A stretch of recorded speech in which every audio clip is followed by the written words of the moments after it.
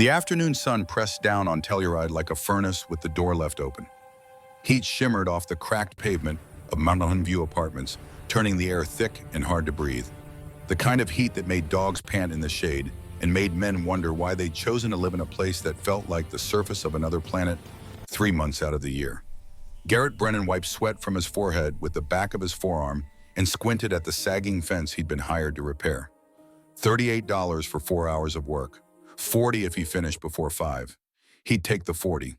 He always took whatever was offered because a man without a pension or a plan didn't have the luxury of pride. At 39 years old, Gary looked like what he was, a man who'd once been built for something bigger and was now making do with what remained. His shoulders were still broad, but his frame had gone lean in the 2 years since his discharge. His hair, dark brown and cut military short, out of habit rather than regulation, was starting to show threads of gray at the temples. A short beard, more salt than pepper, covered a jaw that hadn't relaxed in a long time. His eyes were the color of winter sky, pale gray blue, and they carried the particular weariness of someone who'd seen things he couldn't unsee and done things he couldn't undo. He wore a faded gray t-shirt with a hole near the hem, canvas work pants, stained with wood glue and paint, and boots that had another year in them if he was careful. The scar on his right thigh, a puckered souvenir from a piece of shrapnel that had ended his career, ached in the heat. It always ached. He'd stopped noticing. Beside him, lying in the only patch of shade the fence provided, was Kodiak. Cody was 6 years old, a German shepherd with a black and tan coat that had faded slightly in the Colorado sun.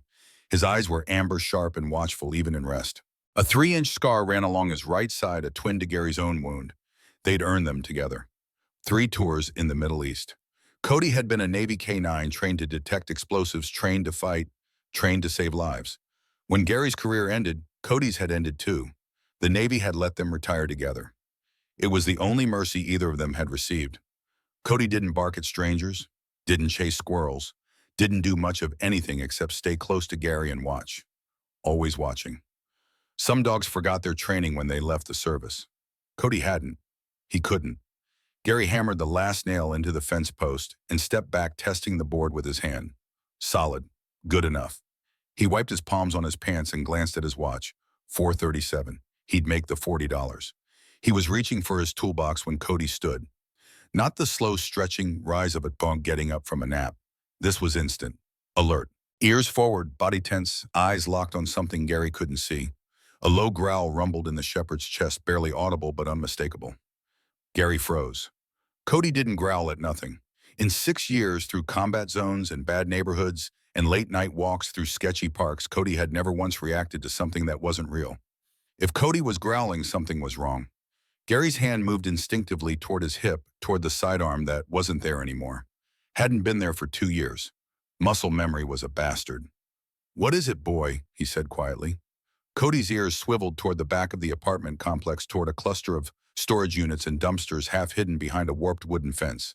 He took 2 steps in that direction, then stopped and looked back at Gary. Waiting. Gary picked up the toolbox with his left hand, leaving his right free. Just in case. He didn't know for what. Just in case. "Show me," he said.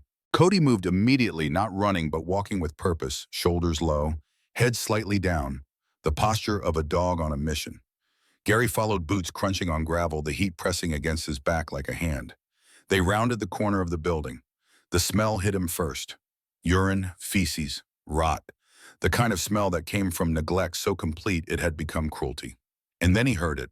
A sound so faint he almost missed it under the hum of cicadas and the distant drone of traffic. A whimper. Weak. Broken. Not human. Cody stopped at the edge of the old wooden fence, the kind that had been there so long, the boards had turned gray and started to splinter. He looked back at Gary again, and this time his growl was louder. Not a warning for Gary, a warning for someone else. Gary set the toolbox down and stepped forward. He peered through a gap in the fence. What he saw made his jaw tighten and his fists clench before his brain had fully processed the image. A dog. German shepherd. Female. Lying on her side in the dirt, tied to a rusted steel post with a length of chain too short to let her stand. Her belly was swollen, grotesquely distended, the unmistakable shape of pregnancy. Her coat, which should have been thick and healthy, was matted and filthy, the black and tan dulled to mud brown. Her ribs showed through her sides like the bars of a cage. Her muzzle was wrapped in wire, a makeshift muzzle, tied so tight it cut into the fur at the corners of her mouth. And standing over her, holding a broom handle like a club, was a woman. The woman was in her early 40s, blonde hair pulled back in a severe bun, dressed in dark jeans and a cream-colored blouse that looked far too clean for the scene she occupied. Her face was pale, angular, expressionless. She wasn't angry. She wasn't emotional at all. She raised the broom handle and brought it down across the dog's back with the detached efficiency of someone taking out the trash. The dog flinched, but didn't cry out. Couldn't. The wire around her muzzle made sure of that. Gary didn't think. Thinking was for later. For after. He shoved the gate open. It swung wide with a screech of rusted hinges. The woman turned startled, the broom handle still raised. "Stop," Gary said. His voice came out low and rough, the voice he'd used to give orders in places where orders meant the difference between living and dying. "Stop right now." The woman's eyes narrowed. She didn't lower the broom. "This is private property. You need to leave." "Put it down." "I said leave." She swung the broom handle toward the dog again. Gary moved without thinking.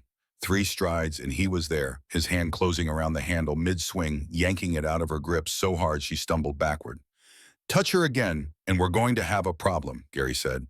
The woman straightened, brushing dirt from her blouse, her expression shifting from surprise to cold anger. "That dog is mine. You're trespassing. I'll call the police." "Good. Call them." Cody had already moved past Gary, positioning himself between the woman and the pregnant shepherd. His growl was a continuous rumble, now teeth just barely visible. The woman took a step back. Gary knelt beside the dog. Up close it was worse. The chain around her neck was too tight, the metal cutting into fur and skin. The wire muzzle had been on so long it had rubbed the fur away, leaving raw patches. Her eyes, dark brown and clouded with pain, turned toward him. She didn't try to bite, didn't try to move, just looked at him with the kind of exhaustion that came from suffering too long to fight anymore. "Easy, girl," Gary whispered. "I've got you." He pulled a multi-tool from his belt and started cutting the wire. His hands were steady. They were always steady when it mattered. The wire snapped and fell away. The dog's mouth opened slightly, drawing in a shuddering breath. Gary moved to the chain, next working the blade under the links where they connected to the post. The metal was old, corroded. It took 3 tries, but it broke. The woman's voice was sharp behind him. "You're stealing my property. I'm calling the police right now." "Do it," Gary said without looking up. He slid his arms under the dog, one beneath her shoulders, one beneath her haunches, careful of the swollen belly. She was terrifyingly light. A German shepherd should weigh 60, 70 pounds. This one felt like 40 at most. He stood cradling her against his chest. She didn't struggle, just rested her head against his shoulder, eyes half closed, breathing shallow and fast. Cody stayed between Gary and the woman as they moved toward the gate. Gary didn't look back, didn't say anything else. The woman was already on her phone, her voice high and urgent, words spilling out too fast for Gary to catch. He didn't care. His truck was parked at the curb, a battered Ford F-150 with primer spots on the hood and a cracked windshield. He'd left the windows down because the air conditioning didn't work. He laid the dog carefully in the passenger seat, then opened the extended cab and let Cody jump in. Cody immediately positioned himself so his head was next to the pregnant shepherd's, his body filling the gap between the seats. Protective, watchful. Gary climbed into the driver's seat and started the engine. It coughed once, then quote. He pulled away from the curb, glancing in the rearview mirror.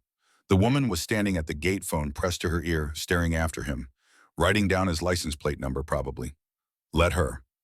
Gary drove in silence, one hand on the wheel, the other resting lightly on the dog's side, feeling the rise and fall of her breathing. She was still alive. That was enough for now. Cody made a sound soft and low, almost a whine. Not distress, comfort. The pregnant shepherd's ear twitched, just barely, but it was something. Hold on, Gary said quietly to the dog, to Cody, to himself. Just hold on. The veterinary clinic was 10 minutes away, a single-story building off Highway 145 with faded blue paint and a sign that read Mountain Valley Veterinary Care. Gary had never been there before.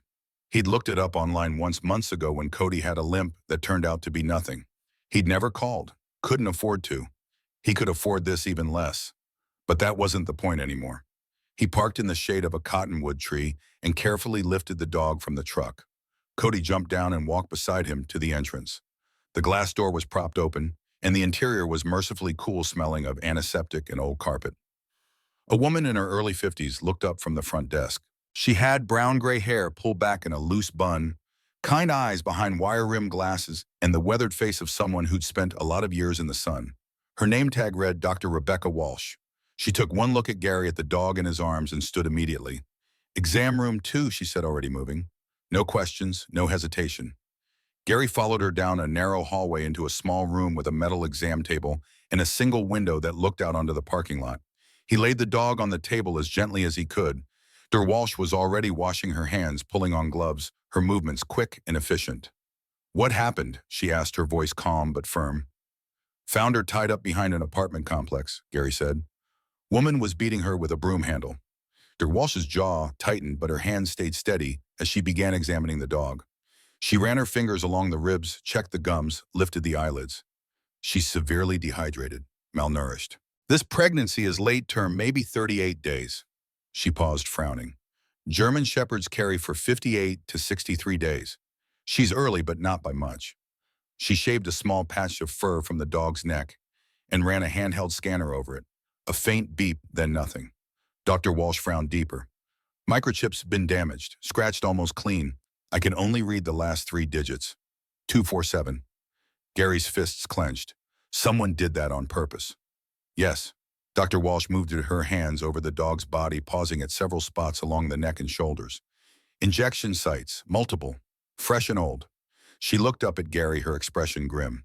"This isn't random abuse. Someone's been controlling her cycle. Oxytocin to induce early labor. Sedatives to keep her manageable. She's been kept pregnant for a long time. Years, probably." Gary felt something cold settle in his chest. The same feeling he used to get in the field when a situation was about to go sideways. When the intel didn't match reality and someone was about to get hurt. "Who does this?" he asked. "People who see animals as inventory," Dr. Walsh said quietly. She wrapped the dog in a thin blanket and started an IV line. The dog barely reacted. "I've seen 2 cases like this in the last year. Both dogs died. Complications from forced breeding. I was told to keep quiet or I'd lose my license." Gary looked at her. "But you're not going to. This time." Walsh's jaw set firm. Her hands paused on the IV line for just a moment. "No, not this time. I was a coward before. That got 2 dogs killed. I won't make that mistake again." She met his eyes. "Whatever happens, I'm documenting everything. They can take my license. I'll sleep better." The door opened behind them. Gary turned. The blonde woman from the apartment complex stood in the doorway. She'd changed her expression now. Her eyes were red-rimmed, her mouth trembling. She looked like she'd been crying. She probably had been. "For the cameras. For anyone watching." "That's my dog," she said, her voice shaking. "He stole her." 2 men stood behind her. One was in his late 30s, broad-shouldered, wearing a dirty baseball cap and a canvas jacket despite the heat. The other wore a police uniform, county sheriff's deputy, judging by the patch on his shoulder. The deputy stepped forward. His name tag read Morrison. No relation. "Sir, I'm going to need you to step outside." Gary didn't move. "The dog was being beaten. She's evidence." "Ma'am." The deputy looked at the blonde woman. She wiped her eyes with the back of her hand. "My daughter left the gate open. The dog got aggressive. Bit her. I was trying to protect my family." "She was chained to a post," Gary said flatly. "She couldn't have bitten anyone." "Sir, you need to come with me." Cody moved then, stepping between Gary and the deputy. Not aggressive, just present. A wall with breath. The man in the baseball cap shifted his weight. His hand moved towards his jacket. Gary saw it, cataloged it. Threat assessment was second nature. Dr. Walsh spoke up, her voice steady and clear. "Deputy Morrison, this animal has clear signs of systematic abuse. Injection marks, a damaged microchip, evidence of forced breeding. I'm documenting everything. You're welcome to wait while I complete my examination, but this dog is under my medical care and is not leaving this facility until she's stable." The blonde woman's eyes flicked toward Dr. Walsh, then back to the deputy. Something passed between them. Gary saw it. So did Cody. The shepherd's growl deepened. Gary reached into his pocket, slowly keeping his hands visible. The blonde woman had dropped her phone during the struggle at the fence. Gary had picked it up. Secure the evidence. Training never left. The phone's screen was still unlocked. Gary tapped it on and saw the message. Asset number 47 damaged. Terminate before whelping. Buyer canceled. Video below it 20 more messages. Threats, demands, numbers, locations. A GPS log showing 47 different addresses stretching from the Canadian border down through Colorado into New Mexico. Gary's thumb moved before he thought about it. He opened the camera app, switched to video, hit record, turned the lens toward the room. "What are you doing?" the blonde woman said sharply. Gary didn't answer. He held the phone up, making sure the camera captured the dog on the table, the IV line, the visible injuries. Dr. Walsh in the background, her gloved hands stained with blood. The deputy, the man in the baseball cap, the blonde woman's face no longer crying, now tight with anger. And then he did something he'd never thought he'd do.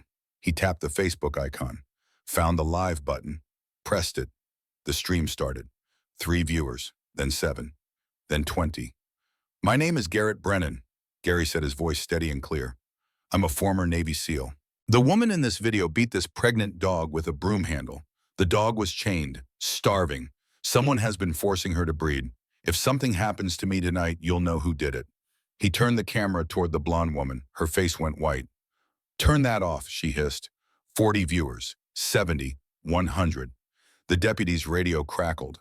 A voice on the other end, tinny and urgent. The deputy stepped out of the room, speaking in low tones. The man in the baseball cap looked at the blonde woman. She shook her head sharply. He backed toward the door. Dr. Walsh moved between them and the dog. Her hands were still gloved, still bloody, but her posture was solid, immovable. "You need to leave," she said quietly. "Now." The blonde woman's expression shifted. The tears were gone. Her eyes were cold again. Calculating. "This isn't over," she said. She turned and walked out. The man in the baseball cap followed. Gary ended the live stream. 230 viewers, 47 comments. Someone had already shared it. He set the phone on the counter and looked at Dr. Walsh. "I just made this a lot worse, didn't I?" he said. Dr. Walsh pulled off her gloves and dropped them in the biohazard bin. "You just made it public. That's not worse, that's different." She turned back to the dog, checking the IV flow, the breathing rate. The shepherd's eyes were open now, watching Gary. Just watching. "She needs rest," Dr. Walsh said. "Minimal stress, and she needs to be somewhere safe. If that woman comes back with the right paperwork, I won't be able to stop her from taking the dog." Gary thought about his cabin. 1 room, leaky roof, no heat except the fireplace. 40 miles from town on a dirt road. "I have a place," he said. Dr. Walsh studied him for a long moment. Then she nodded. "Keep her warm, keep her hydrated. If she goes into labor, bring her straight back. Day or night, I'll leave my cell number." Gary lifted the dog carefully. She was a little heavier now with the IV fluids, but still far too light. Cody pressed close to his leg as they walked to the truck. The sun was lower now, the heat finally starting to break. Gary laid the dog in the passenger seat again, adjusting the blanket around her. Cody climbed into the back, positioning himself where he could see both Gary and the shepherd. Gary started the engine, checked the mirrors, and saw it. A gray sedan parked 3 spaces down. Engine running, windows tinted, no plates visible. Gary pulled out of the parking lot slowly. Not running. Running would confirm guilt. He drove the speed limit, kept his eyes on the road. The sedan followed. Not close, not obvious. 3 cars back, but following. Gary's hands tightened on the wheel. The cold feeling in his chest spread. This wasn't going to end quietly. Cody sensed it. His ears went back, his body tense. The pregnant shepherd's breathing quickened. "It's okay," Gary said softly. To the dog, to Cody, to himself. He turned onto Highway 145, heading west toward the mountains. Toward home. The sedan stayed 3 cars back. Gary didn't speed up. Didn't try to lose them. Not yet. First rule of evasion, don't let them know you know they're there. The highway stretched ahead, empty and straight, flanked by scrub brush and rock. The sun was sinking behind the peaks, turning the sky orange and red. Beautiful. Brutal. Gary glanced at the dog. Her eyes were half closed, head resting on the seat. Trusting him. She shouldn't. He'd already failed too many people to be trusted. But she didn't know that. Cody made a soft sound. Gary looked in the rear view mirror. The sedan was still there. "I know, boy," Gary said. "I know." He drove on into the fading light, and the sedan followed like a shadow that wouldn't let go. The cabin appeared in the headlights like something out of a different century. Rough-hewn logs darkened by weather and time. A sagging porch with 2 steps that creaked under weight. 1 window patched with plastic sheeting where a branch had punched through during last winter's storm. Gary had rented it for $300 a month because it was 40 miles from anywhere, and the landlord didn't ask questions. It wasn't much, but it was his. He killed the headlights and sat in the darkness for 30 seconds listening. The engine ticked as it cooled. Crickets sang in the brush. Somewhere distant, a coyote called. Normal sounds. The sedan hadn't followed him up the mountain road. Either they'd lost interest or they were smart enough to hang back and wait. Gary guessed the second option. He carried the pregnant shepherd inside while Cody swept the perimeter, nose to the ground, ears rotating like radar dishes. The cabin's interior was sparse. A wood-burning stove in the corner, a couch with springs that poked through the cushions, a table Gary had built himself from reclaimed lumber, a kitchenette with a propane camp stove because the electric range didn't work, one bedroom barely big enough for a mattress on the floor.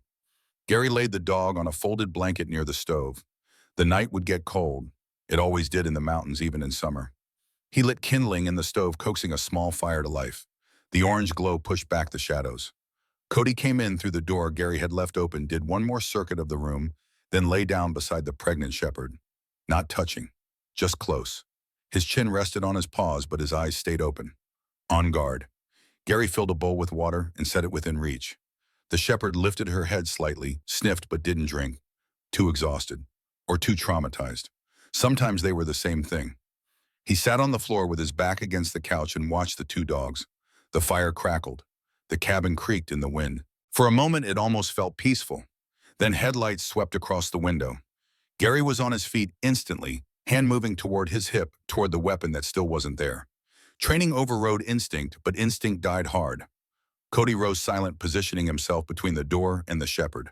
His lips pulled back just enough to show teeth. Not a bark, not a growl, just readiness. At 11:43, headlights swept through the trees, distant, maybe a mile down the mountain road. Then they went dark. Someone parking, approaching on foot. Gary moved to the side of the door frame, out of the line of fire if this went bad. Footsteps on gravel, slow, deliberate, not trying to be quiet, but not rushing either. A knock at the door. 3 measured raps. Door's open, Gary said. It swung inward. A man stood silhouetted against the night. Broad shoulders, baseball cap. The same man from the clinic. He held his hands up, palms out, showing they were empty. Easy, the man said. His voice was rough, like he'd spent years breathing dust. Not here to start trouble. Then why are you here? To warn you. Gary didn't move. I'm listening. The man glanced past him at Cody, at the pregnant shepherd lying by the stove. Something crossed his face. Not quite regret, not quite guilt. Something in between. Name's Victor Howell, he said. People call me Vic. I work for Vanessa Pritchard, the woman from the apartments. The woman who was beating a pregnant dog. Vic's jaw tightened. Yeah, her. Get to the point. Vic lowered his hands slowly. You don't know what you walked into. That dog, she's not just some pet Vanessa was abusing. She's inventory. Asset number 47. She's worth money, a lot of it. Gary felt the cold thing in his chest settle deeper. Keep talking. Vic stepped inside, moving carefully, keeping his hands visible. Cody's growl was a low vibration in the air. Vic stopped moving. Vanessa runs a breeding operation, Vic said. On paper, it's legal. Rocky Mountain Kennels, licensed, inspected. All the paperwork in order.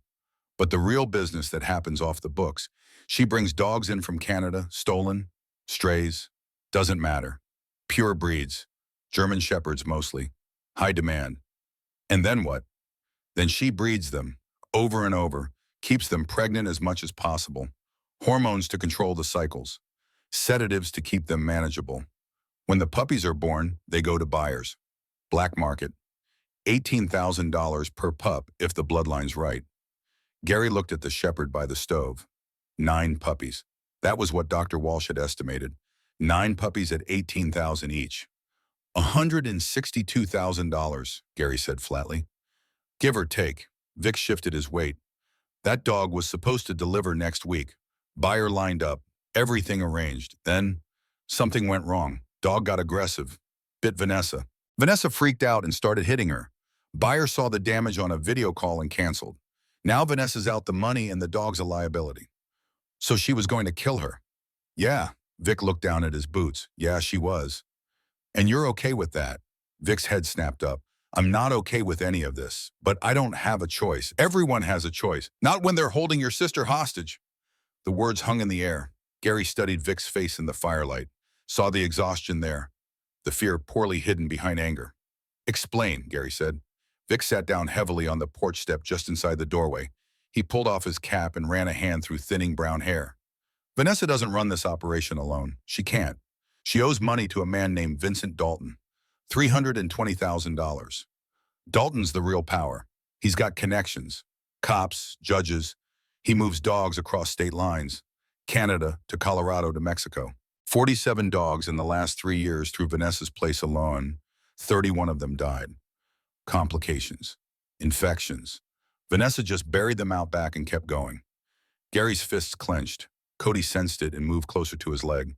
My sister Katie, she's 21, Vic continued. She was working as a waitress in Denver. Wrong place, wrong time. She saw something she shouldn't have. Dalton's guys grabbed her 6 months ago. They're holding her at a warehouse in Denver.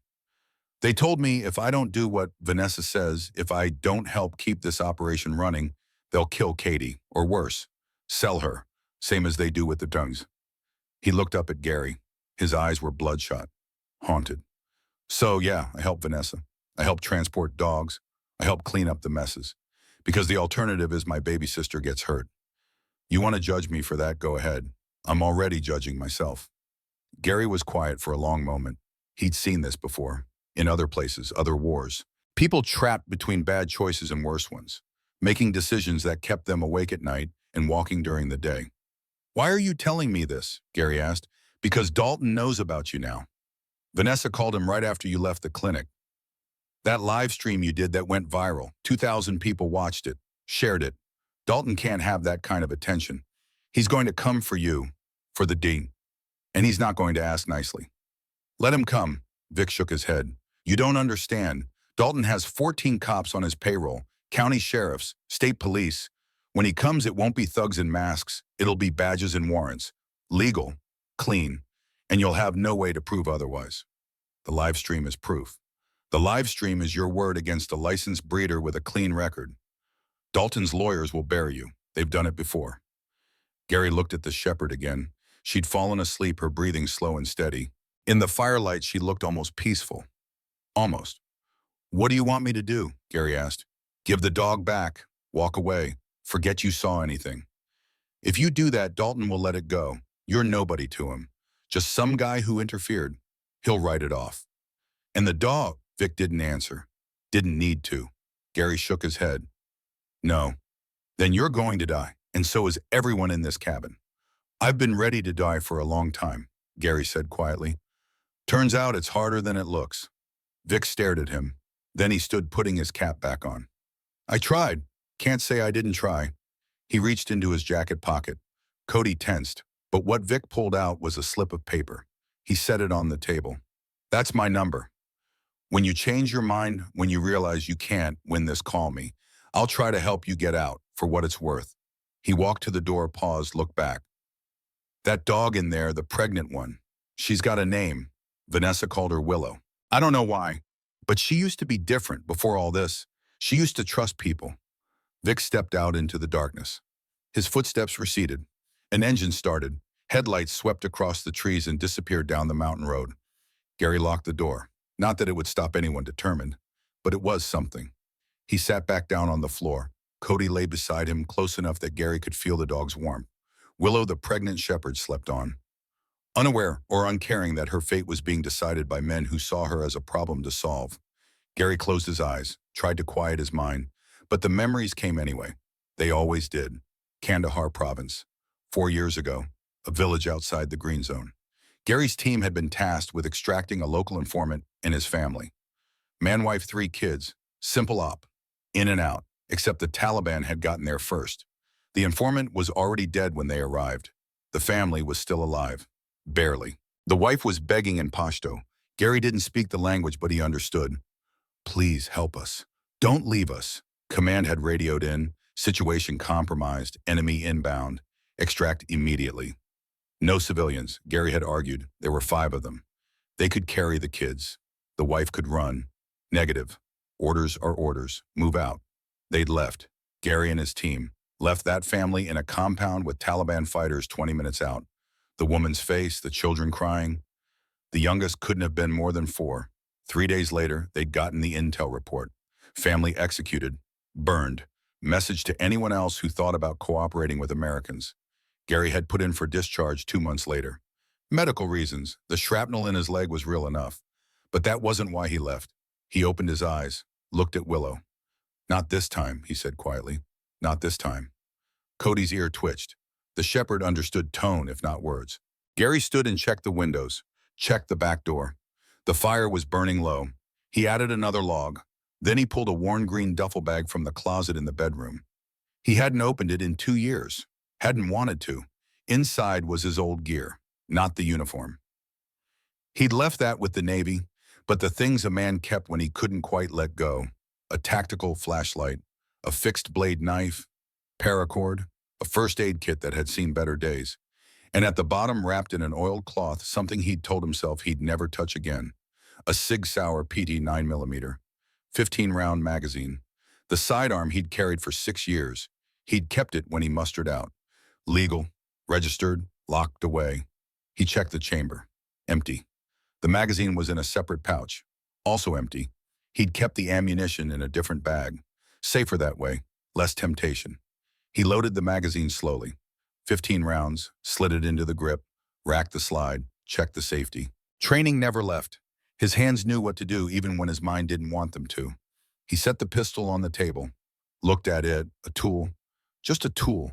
That's what they'd taught him. Not good or evil, just metal and physics. The morality came from the hand that held it. Cody whined softly, not fear, concern. The dog knew what guns meant. "I know," Gary said. "I know." He sat back down. The fire crackled. Willow slept. The night deepened. At 11:58, movement in the trees caught Gary's eye through the window. A shadow among shadows. Then another. 3 figures, maybe 4, circling the cabin. Gary's pulse stayed steady. Training overrode instinct.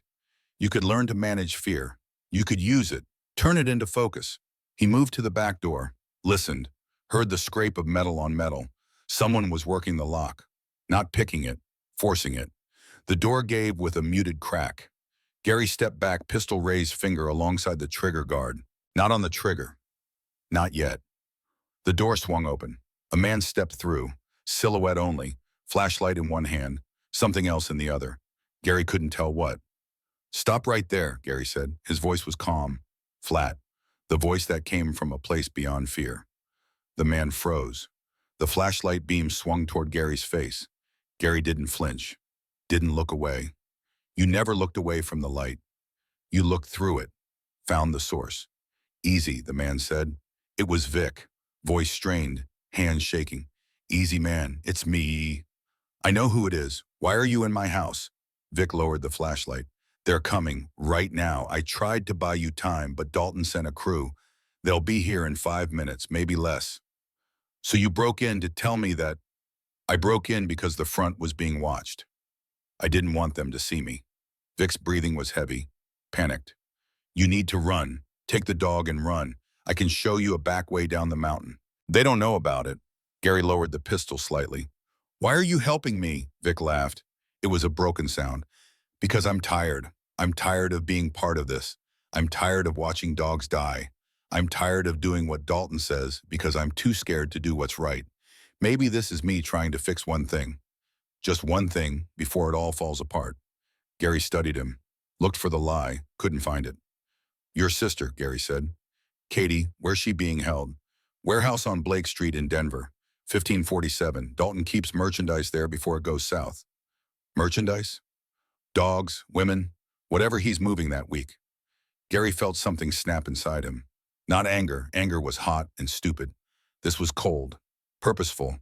The same feeling he'd had when he'd taken the oath all those years ago, to protect, to defend, to stand between the innocent and the dark.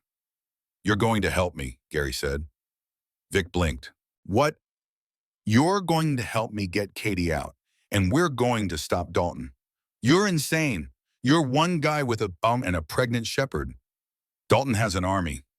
Dalton has people who work for him because they're paid or scared. That's not an army. That's a liability." Headlights swept through the trees. Close, too close.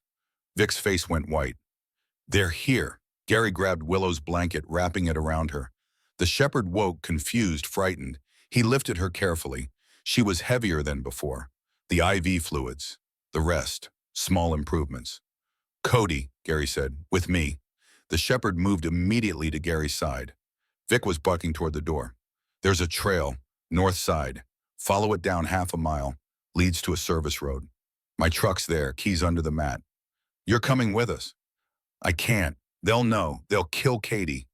They're going to kill Katie anyway, Gary said. You know that. Men like Dalton don't leave witnesses. Vic's hands were shaking. His face twisted. Gary recognized the look. A man at the edge of a decision that would define the rest of his life. Voices outside, orders being given in low tones, professional, organized. Last chance, Gary said.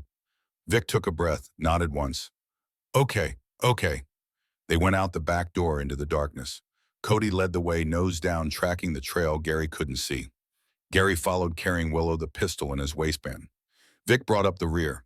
Behind them, the cabin door splintered inward. Flashlight beams cut through the interior. Shouts of clear and empty. They were 50 yards into the trees when Gary heard it. A voice over a radio, loud enough to carry. They're running. North trail. Pursue. Footsteps crashed through the underbrush, fast, getting closer. Gary didn't run. Running made noise, made mistakes. He moved quickly but carefully, letting Cody guide him, trusting the dog's senses over his own. They reached the service road. An old pickup truck sat in the weeds. Vic fumbled under the mat, found the keys. They climbed in. Gary in the passenger seat with Willow on his lap. Cody in the bed. Vic behind the wheel. The engine turned over on the second try. Vic threw it in gear and drove without headlights, using moonlight and memory to navigate the rutted road. A quarter-mile down, headlights flared behind them. Close, 2 vehicles, maybe 3. Vic cursed and floored it. The truck fishtailed on the gravel. They'll run us down, Vic said. This truck can't outrun them. Gary looked at the map in his mind. The terrain, the roads. Take the next left, toward the gorge. That road's a dead end, washed-out bridge. I know. Vic glanced at him. Then he cranked the wheel. The truck skidded onto a narrow path barely wider than the vehicle itself. Trees pressed in on both sides. Branches scraped metal. The headlights behind them followed. A mile down the road ended. Just stopped. Ahead was nothing but darkness and the sound of rushing water far below. The bridge was gone.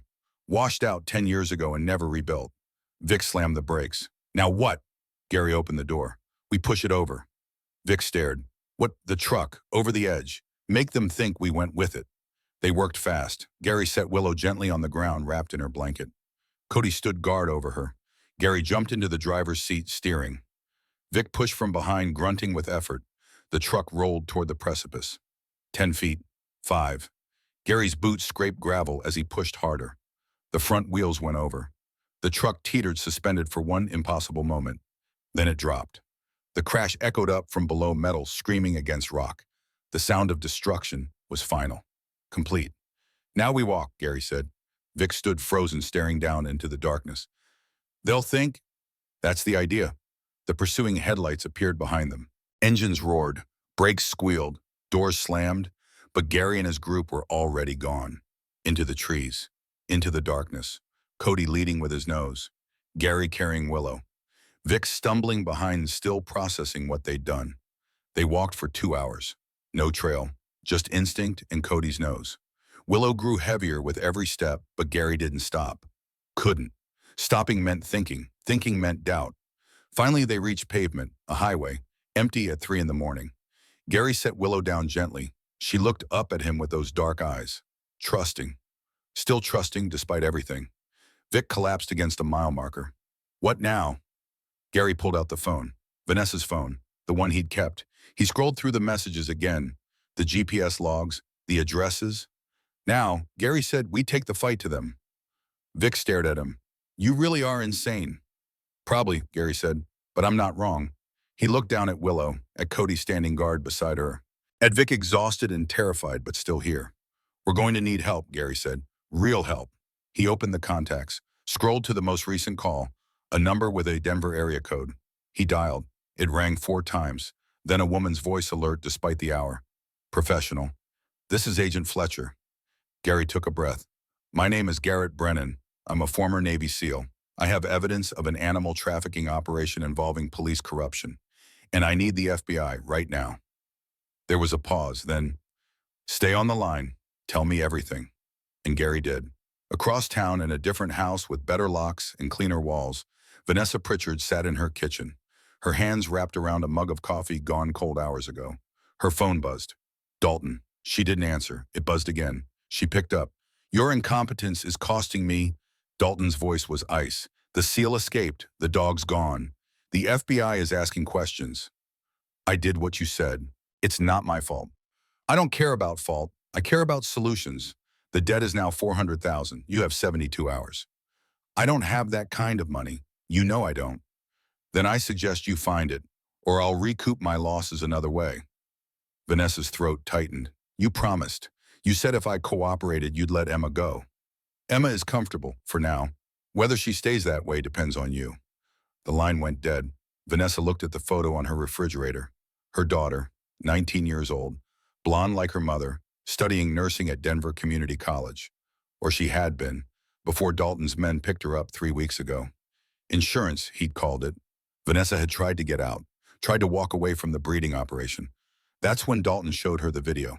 Emma tied to a chair, gagged, terrified. You work for me until the debt is paid, Dalton had said, or Emma works for me in other ways. Now the seal had destroyed everything. The FBI was coming. Dalton would never let Emma go. Not now, unless... Vanessa picked up her phone, dialed a number she'd found in the local paper. FBI tip line. Her hands shook as she waited for someone to answer. Maybe saving one life could save her own. FBI, how can I help you? Vanessa took a breath. My name is Vanessa Pritchard.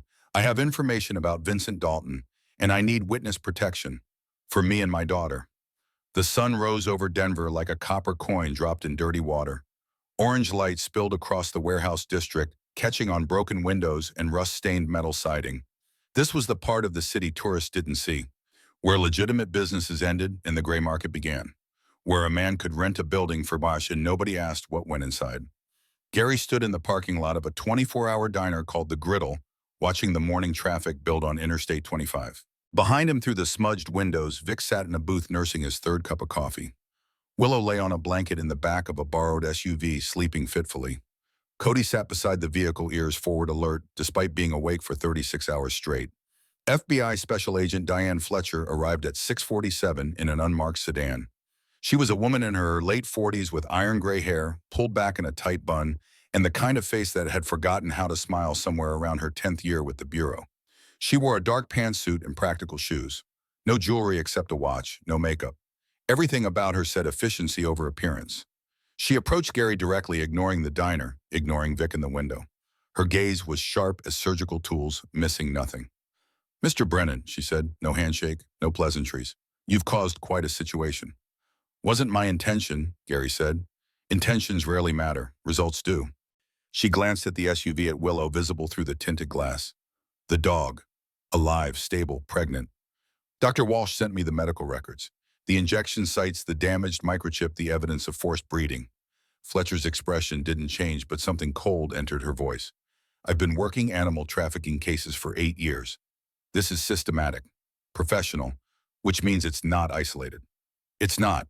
There are 47 documented cases, 31 dead dogs. This operation runs from Canada to Mexico. And you know this, how Gary pulled out Vanessa's phone.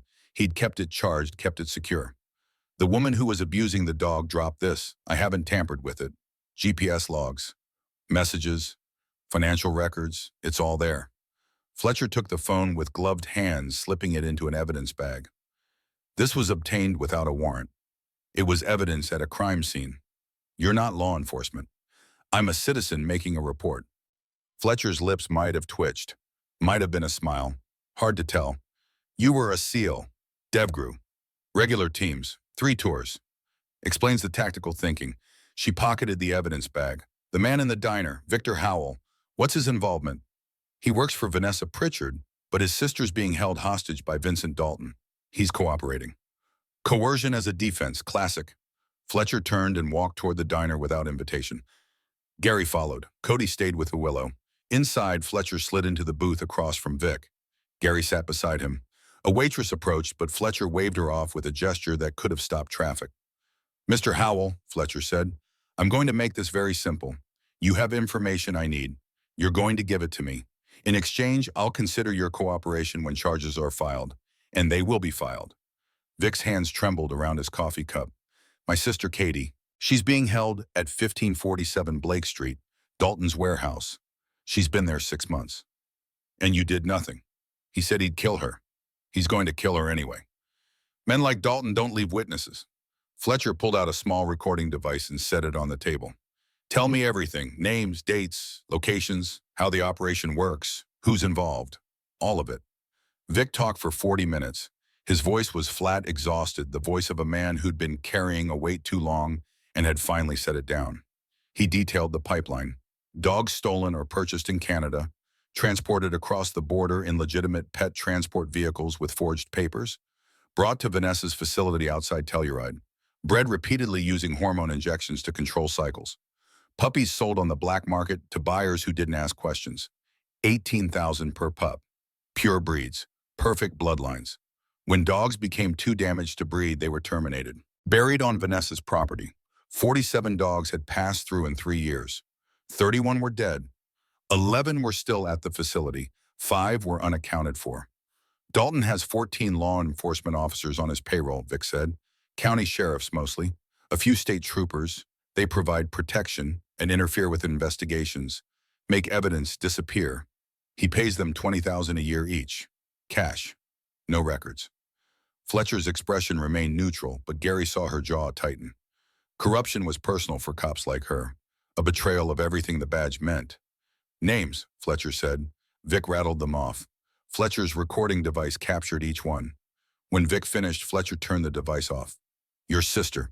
Describe the warehouse, layout, security, how many people are typically inside. I've only been there twice. Delivering dogs. It's a converted industrial space. 2 stories. Main floor is open. Storage containers along the walls. That's where they keep the merchandise before transport. Second floor is offices. Dalton works from there. Security is light during the day. 2 guys usually. At night it's heavier. 4 or 5. They're armed. And Katie? Second floor, small room in the back, locked from the outside. They bring her food twice a day, that's all I know. Fletcher stood. Both of you stay here. Don't leave. Don't call anyone. An agent will be here in 20 minutes to take your statements formally. What are you going to do? Gary asked. My job. Fletcher walked out. Gary watched her sedan pull away, merging into morning traffic. He looked at Vic. The man had aged 10 years in one night, gray stubble on his jaw, eyes hollow and red-rimmed. You think she believed me? Vic asked. She believed the evidence. You're just the messenger. Katie's still in there. If Dalton hears the FBI's coming, he'll move her. Or worse. Gary was quiet for a moment. Then he stood. Stay here. Watch Willow and Cody. Where are you going? To do something stupid. 1547 Blake Street was a 3-story brick building with boarded windows and a chain-link fence topped with razor wire. A fading sign on the side read Denver Industrial Supply. The parking lot held 4 vehicles. 2 panel vans, a black SUV, a gray sedan that looked familiar. Gary parked the borrowed SUV 2 blocks away and walked the perimeter. He'd left his pistol with Vic. Going armed into a federal situation was a good way to get shot by the good guys. But he'd kept the knife. Training never left. The building had 3 entrances. Front door secured with a deadbolt and security camera. Loading dock and back chained shut. Side door rusted and half hidden by dumpsters. The side door was the weakness. Always was. Gary approached from the blind spot of the security cameras. The lock was old. He used his knife blade to slip the latch. Took 40 seconds. The door opened with a squeal of hinges that made him wince. Inside was darkness and the smell of motor oil and decay. Gary let his eyes adjust. He was in a corridor, concrete floor, exposed pipes overhead. Light spilled from under a door at the far end. He moved silently. The years in the teams had taught him how to walk in a way that made no sound. Weight on the balls of the feet, knees slightly bent, breathing controlled. He reached the door, listened. Voices on the other side. 2 men, talking about a basketball game. Casual. Bored. Gary tested the door handle, unlocked. He eased it open an inch, peered through. The main floor was exactly as Vic had described. Open warehouse space. Storage containers lined against the walls. Some were closed. Some were open, revealing stacks of kennels. Empty kennels mostly. A few with dogs inside. German shepherds. Silent. Watching. The two men sat at a card table near the center of the space. One was reading a newspaper. The other was on his phone. Neither was paying attention. Gary slipped inside, kept to the shadows along the wall, moved between containers. The dogs watched him but didn't bark. They'd learned silence the hard way. He counted 11 dogs, all German shepherds, all female, various stages of pregnancy or recovery from birth. They were thin, too thin, eyes dull with resignation. Gary's jaw tightened, but he kept moving. He needed to find Katie. Second floor, back room. Stairs were at the far end, metal, open frame. They'd make noise. Gary waited until one of the men laughed at something on his phone. Used the sound to cover his footsteps on the first 3 steps. Waited. Moved again when a truck passed outside. The second floor was offices. Doors along a central hallway. Most were open, showing desks covered in dust and old paperwork. One door at the end was closed, padlocked from the outside. Gary moved to it, put his ear against the wood. Heard nothing. He knocked softly. 3 taps. Silence. Then a voice. Female, young, frightened. Who's there? My name's Gary. I'm a friend of Vic's. I'm getting you out. Vic, the voice broke. Is he okay? They said they'd hurt him if I didn't cooperate. He's safe. Stay quiet. Gary examined the padlock. Good quality. Not something he could pick with a knife. He'd need to break the hasp. That would make noise. He looked around. Found a length of pipe in one of the offices. 3 feet long, iron, heavy. He wedged the pipe through the padlock's shackle and levered. The metal groaned. He pulled harder. The hasp screws pulled free from the doorframe with a sharp crack. Voices shouted from below. What was that? Check upstairs. Footsteps on the metal stairs. Fast. Gary shoved the door open. Inside was a small room. Mattress on the floor. Bucket in the corner. A girl sat on the mattress, maybe 21. Dark hair, tangled face gaunt. Katie. Come on, Gary said. Now. She scrambled up. Gary took her hand and pulled her into the hallway. The stairs were blocked. One of the men was halfway up, gun drawn. Stop right there, the man shouted. Gary didn't stop. He ran the opposite direction, pulling Katie with him. The hallway ended at a window, boarded from the inside. Gary slammed his shoulder into the boards. Old wood, rotted. They splintered. Gunshots. 2, 3. Bullets punched through the wall beside Gary's head. Drywall dust exploded. Gary kicked the remaining boards free. Looked out. 15-foot drop to an alley. Not ideal, but not impossible. Can you climb? He asked Katie. I think so. Don't think, do. He helped her through the window. She hung from the sill, dropped. Landed hard but stayed on her feet. Gary followed. The impact sent pain shooting up from his bad leg, but he ignored it. They ran. Behind them, more gunshots. A bullet sparked off the pavement, 3 feet to Gary's right. They reached the street. Gary's borrowed SUV was 2 blocks away. Too far. He pulled Katie into the recessed doorway of a closed pawn shop. Stay down, he said. She nodded, breathing hard, tears streaming down her face. Gary looked back. 2 men emerged from the alley, both armed, both looking around. One pointed toward the pawn shop. Gary cursed under his breath. No weapon, no cover. Bad odds. Then sirens. Multiple vehicles. Coming fast. 3 FBI Suburbans screamed around the corner, tires smoking. They boxed in the warehouse. Agents poured out tactical gear, rifles up. Diane Fletcher stepped from the lead vehicle, megaphone in hand. Federal agents, drop your weapons, hands in the air. The 2 men from the warehouse froze, looked at each other. One dropped his gun immediately. The other hesitated, then followed suit. Both were on the ground in cuffs within 30 seconds. Fletcher spotted Gary in the doorway. She walked over, face expressionless. I told you to stay at the diner, she said. I don't take orders well. Clearly, she looked at Katie. You're Victor Howell's sister. Katie nodded, unable to speak. Fletcher's expression softened fractionally. You're safe now. Paramedics are on the way. She looked back at Gary. You're lucky you didn't get killed, or get her killed. But I didn't. No, you didn't. She paused. We've been building a case against Dalton for 18 months. Your live stream and the phone records accelerated everything.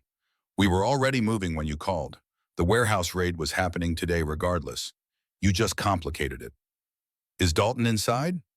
No, he wasn't here, but we'll find him. Fletcher's radio crackled. She listened, then nodded. They found the bums, 11 females, all pregnant or recently birthed, all malnourished and showing signs of abuse. We're transporting them to a facility in Aurora. They'll be cared for. And Vanessa Pritchard. Team's moving on her location now. She won't run. She has nowhere to go. More sirens, this time police, city cruisers. They pulled up behind the FBI vehicles. Officers emerged. Fletcher spoke to them briefly, pointing at the warehouse at the suspects in cuffs. Gary stepped back, letting the professionals work. Katie sat on the curb, wrapped in a blanket. An EMT had provided sipping water from a bottle. She looked shell-shocked. Couldn't process that it was over. Gary understood.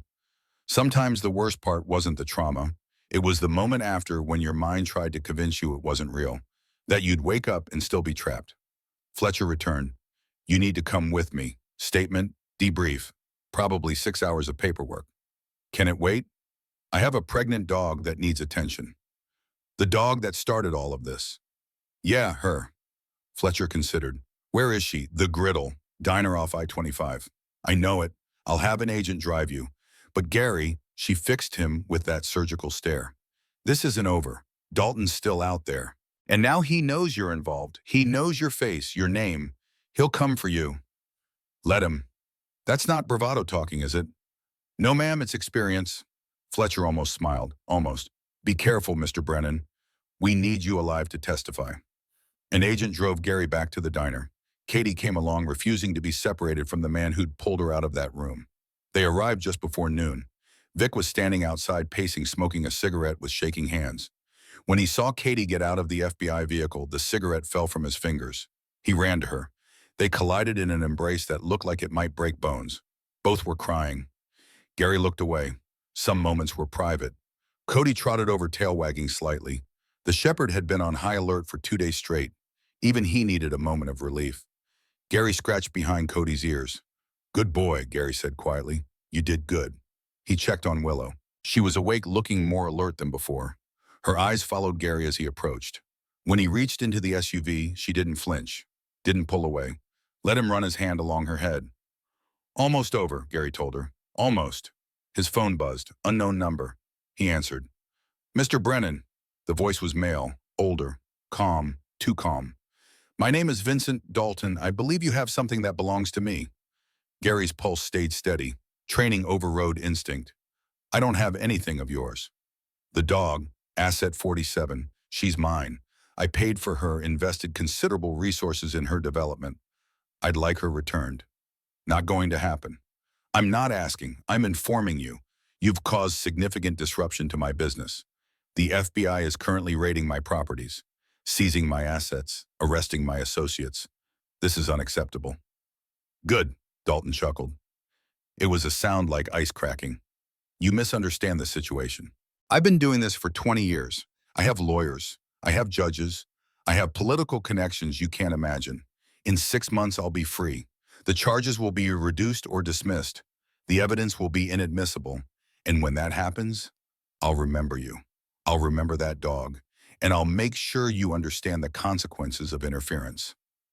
You threatening me? I'm educating you. There's a difference. Here's your education, Gary said. I'm a former Navy SEAL.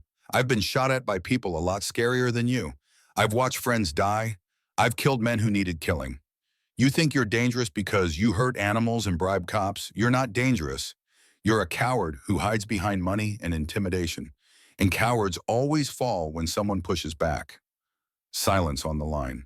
Then, you just made a very serious mistake, Mr. Brennan. Get in line. Gary hung up. His hand was steady. His pulse was steady. Training overrode instinct. You could learn to manage fear. The agent who'd driven him approached. Everything okay? No, but it will be. That afternoon, Fletcher called again. We found Dalton trying to cross into New Mexico. He's in custody. Also arrested Vanessa Pritchard at her facility. Found 3 more dogs buried on the property. We're excavating. The 11 from the warehouse.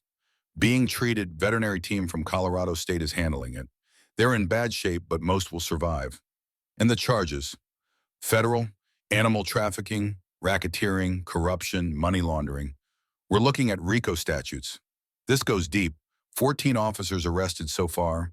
2 judges under investigation. Bank records show $4.7 million moved through shell companies over 3 years. Gary felt something loosen in his chest. Not relief exactly, more like vindication, like maybe this one time doing the right thing had actually mattered. Thank you, he said. Don't thank me. Thank yourself. And that live stream. It gave us the public pressure we needed to move fast. 1,800,000 people watched it. The story's national now. Dalton can't make this disappear. After the call ended, Gary sat in the SUV with Willow. Cody lay in the back, the three of them quiet in the afternoon sun. We need to get you to a real vet, Gary said to Willow. Someone who can monitor the pregnancy. Make sure you are okay. Willow's tail thumped once against the blanket. Just once.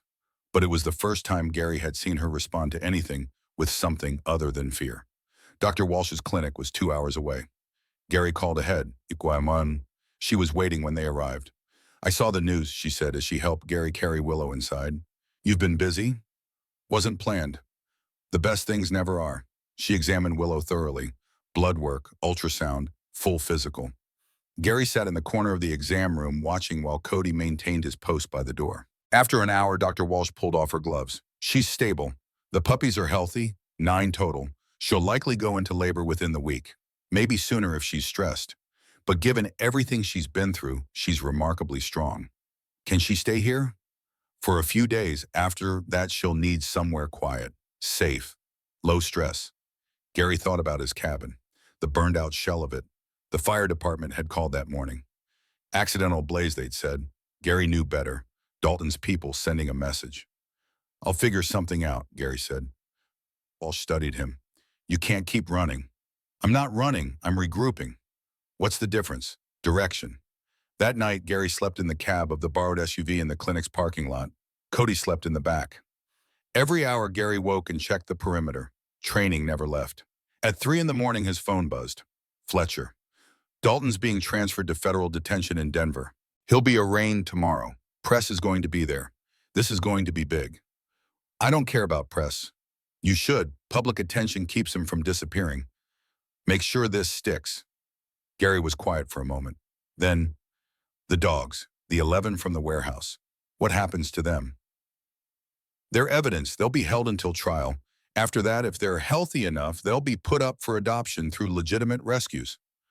And if they're not healthy enough, Fletcher didn't answer immediately, we'll do everything we can. It wasn't a promise. It was a hope. Gary had learned the difference.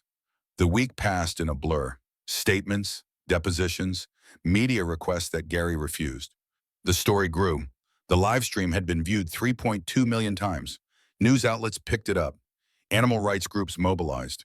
Congress members issued statements. Vincent Dalton was denied bail. Federal prosecutor was pursuing maximum sentences. 14 officers were suspended pending investigation. 2 judges resigned.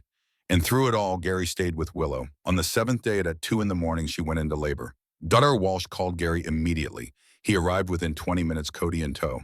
They set up in the surgical suite, lights, bright instruments ready. Willow was panting, restless, trying to find a comfortable position. Her eyes found Gary's, held them, and in that moment he understood something profound. She trusted him. Despite everything humans had done to her, she still trusted one. Gary knelt beside the whelping box Dr. Walsh had prepared, put his hand where Willow could see it. She pressed her nose against his palm. You've got this, Gary said quietly. I'm right here. The first puppy came at 2:47 a.m., a female, black and tan. She emerged in the sack, not moving. Dr. Walsh worked quickly, clearing the membrane, rubbing the tiny body with a towel. For 30 seconds, nothing. Then a squeak. Small, indignant, alive. Willow immediately turned and began licking her puppy, the instinct overriding exhaustion. The second puppy arrived 12 minutes later.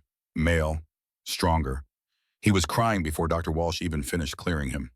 Third puppy, female, smaller than the others. She came out silent, no movement. Dr. Walsh's expression tightened. She rubbed harder, trying to stimulate breath. Cleared the airway. Nothing. Come on, Dr. Walsh muttered. Come on, little one.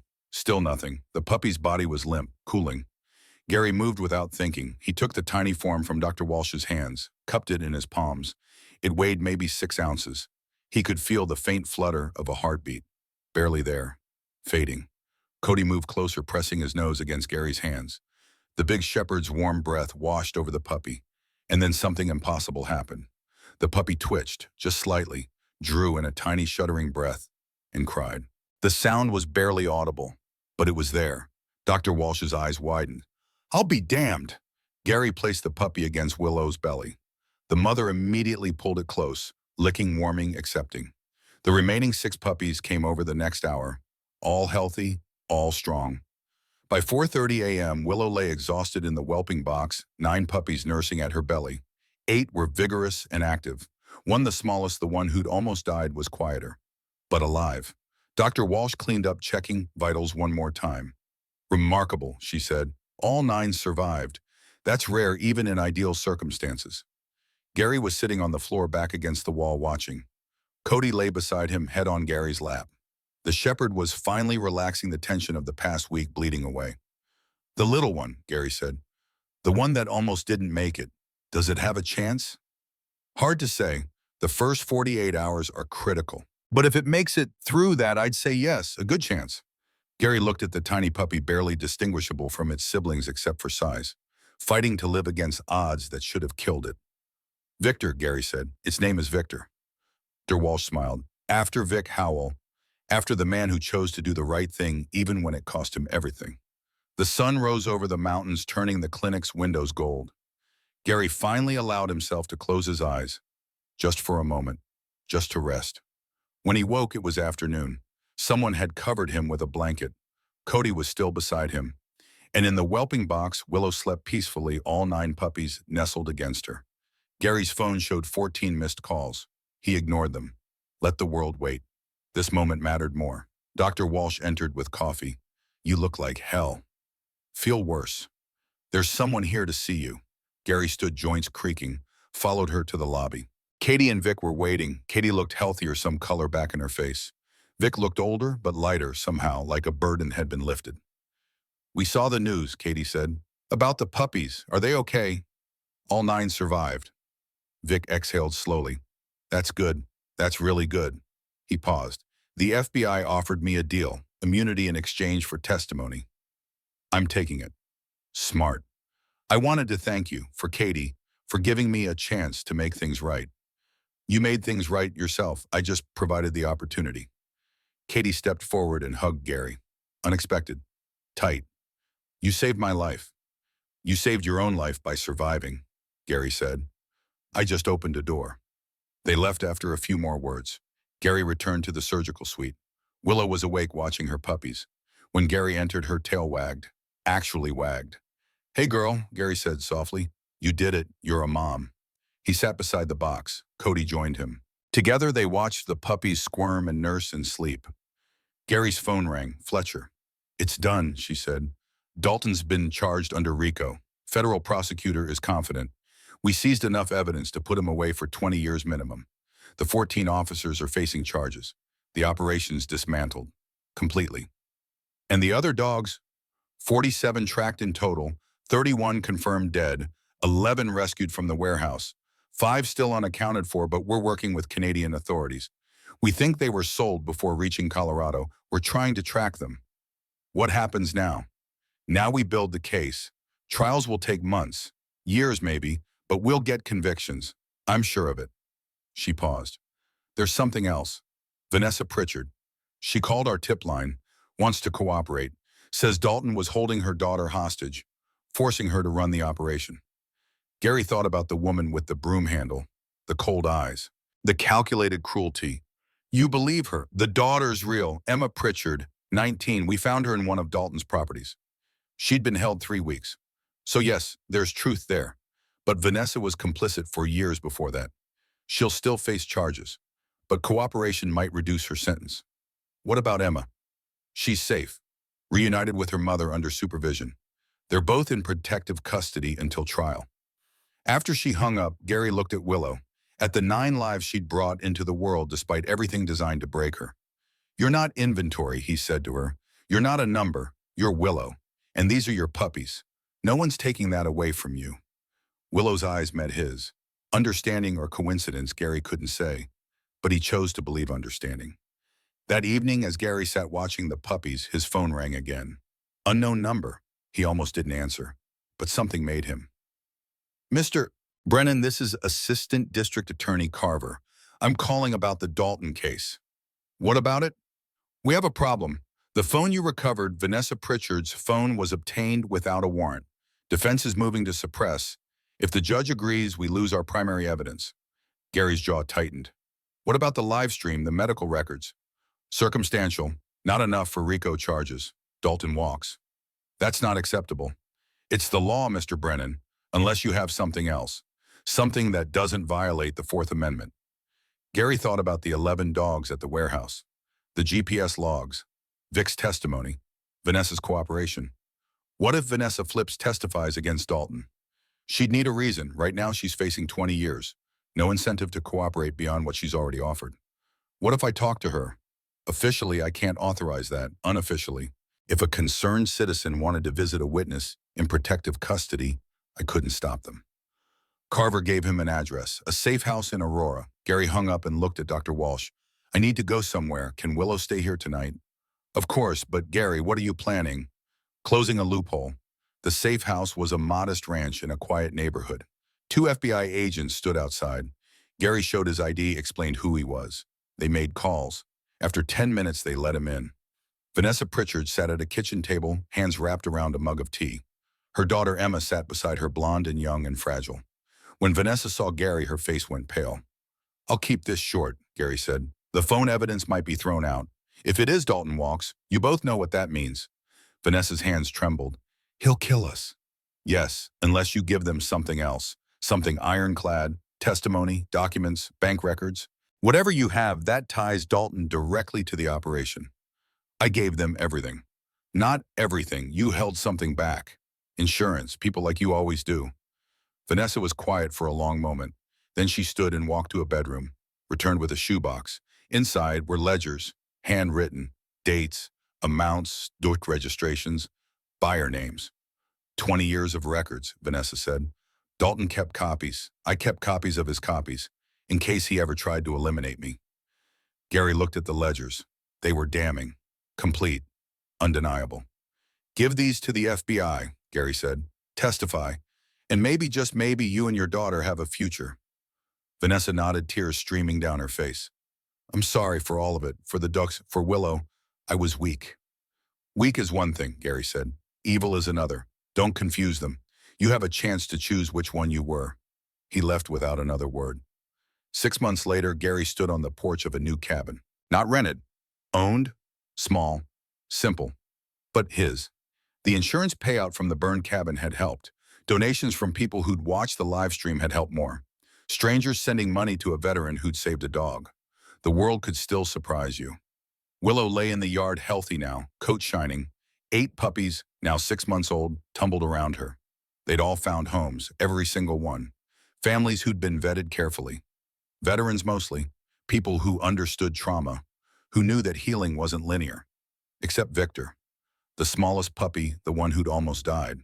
He stayed. Gary couldn't let him go. Vic Howell had laughed when he heard the puppy's name, said it was an honor he didn't deserve. Gary disagreed. Victor played with Cody, now the older shepherd, tolerating the puppy's energy with patient dignity. Cody had become a father figure without trying, teaching Victor how to be a dog again, how to trust, how to play. Gary's phone rang. Fletcher. They talked every few weeks now. Updates on the case. Dalton was convicted, she said. 22 years federal prison. No parole. Vanessa Pritchard got 12 with cooperation credit. The 14 officers' sentences ranging from 5 to 15 years. The judges are facing disbarment and criminal charges. It's over, Gary, really over. What about the dogs, the 5 that were unaccounted for, sir? We found 3, alive, in Mexico, working with authorities there to repatriate them.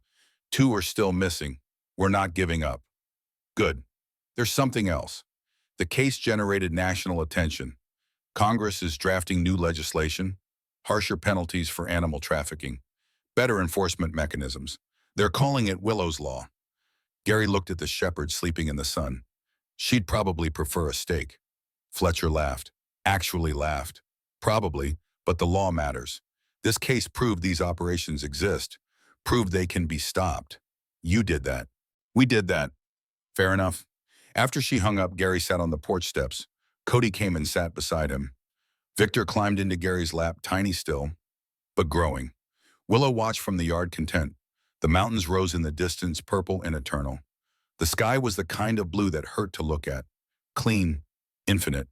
Gary thought about the day he'd found Willow, about the chain and the wire muzzle and the woman with the broom handle, about the choice he'd made to interfere, to get involved, to risk everything for a life that wasn't his to save. He'd spent 2 years after leaving the service trying to figure out what came next, what a man did when the mission ended and the purpose disappeared.